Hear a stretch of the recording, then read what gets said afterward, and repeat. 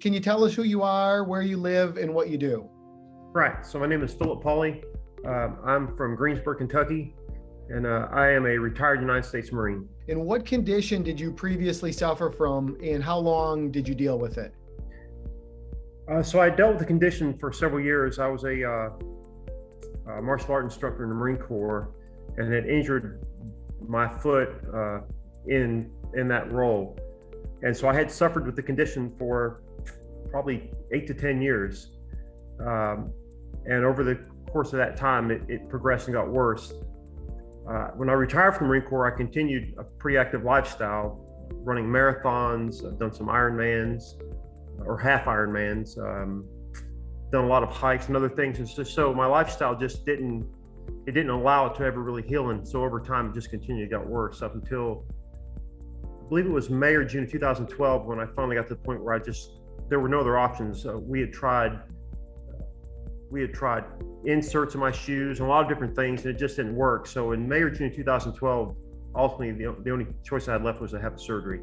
Did you stop doing any of your favorite activities, or did you just kind of push through the pain?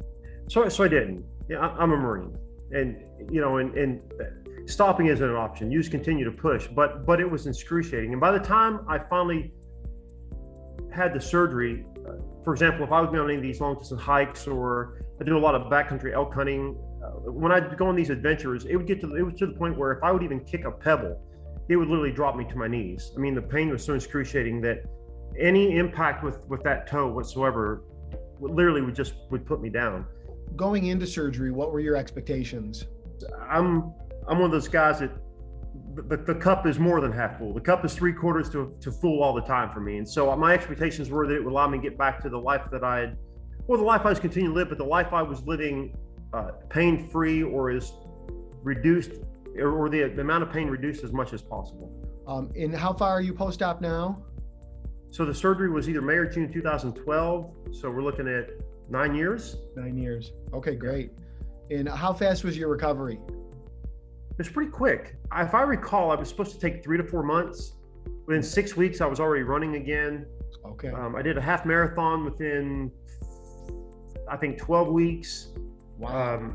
So the recovery was, for me at least, was pretty quick. And my understanding was I was much younger than the average person that gets this implant. At that point, I think I was only 45 or 46 years old.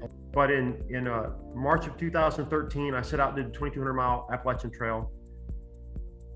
After that, I did a number of other shorter hikes, few hundred miles at a time hikes. And then in 2019, I hiked the Pacific Crest Trail, the 2,656 mile Pacific Crest Trail. And then I was planning on doing the Continental Divide Trail, but then the pandemic hit. So in April of 2022, I'll be going out to hike the 3,000 mile Continental Divide Trail. So I tell you all that, not as a bragging point, but tell you that my life has continued, but the difference is I'm now able to do these things without an enormous amount of pain. Although I'm almost to the point now on my right foot of where I kick a stone on my right foot and it takes me to my knees. But my left foot, my left toe specifically, that big toe, I literally now can, I'll go out today and run 8 or 10 miles and I won't have any pain whatsoever. So I don't want to be misleading. Obviously, I can feel that there's a difference. Sure. But I'm literally back to functioning as if, for the most part, as if nothing had ever happened.